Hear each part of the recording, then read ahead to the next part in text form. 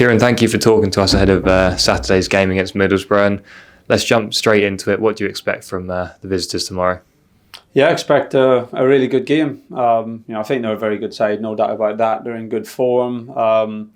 They're still competing for playoffs. Probably see, this is a game they must win. Probably need to win all their games, but they're still in there.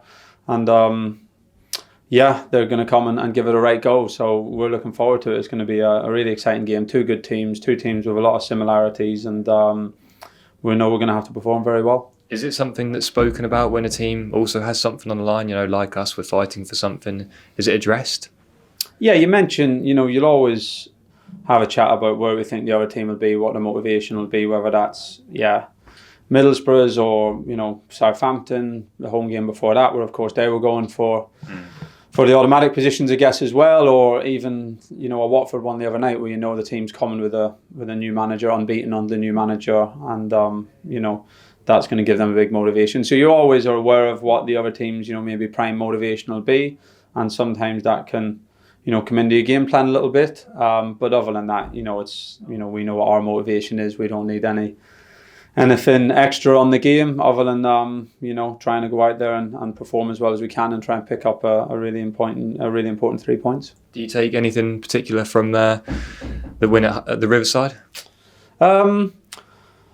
No, look, I thought we played really well that day, so you can take confidence from that, of course. But on the other hand, in some ways, it's always more of a challenge at times to play them than second time round, because teams can learn from what worked for them, what didn't work for them, and sometimes it's easier to learn from a loss than from a win. So, it was a good game. I thought we performed really well on the day, but it doesn't change too much in terms of knowing that this is going to be a really hard game. They've got some players back since that team who are really important for them. I say they're coming into it on good form, and they're certainly one of the best footballing sides in the division. There's no doubt about that. So we know it's going to be a big challenge. I'm sure they know the same for themselves, and it should be a good match.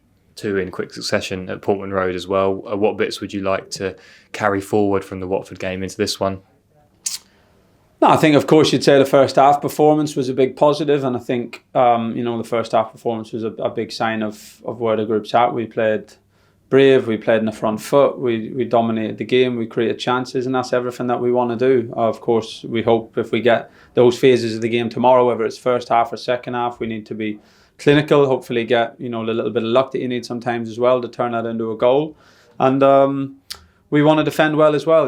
As I said, the clean sheets at this stage of the season are important. We know that Middlesbrough are a really good attacking side. I'm pretty sure they're going to play a much more attacking style than what Watford did, and they're going to try and score goals. So we know we're going to have to defend well and work really hard without the ball, and try and maintain that for as much of the 90 minutes as we possibly can.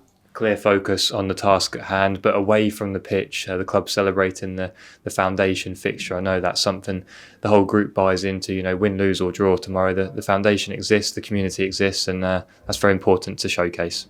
Of course it is, it's always a nice day, and nice for the staff involved in the foundation as well, and for everyone involved in the foundation, and a nice show from the club that our support behind the foundation. So I think it's nice at this time of the year as well, because as you said, this time of the year everyone's so wrapped up in the games, the positions, the prizes at the end of the season, all the different outcomes. But as you said there, the work goes on, and irrespective whether we win a game or we lose a game, whatever way a season ends, the work underneath that, the work in the community, the work with our people, that's equally, in fact, in a lot of cases, a lot more important, and that will continue, whatever the case is, and it's great that that's the mindset that the club has.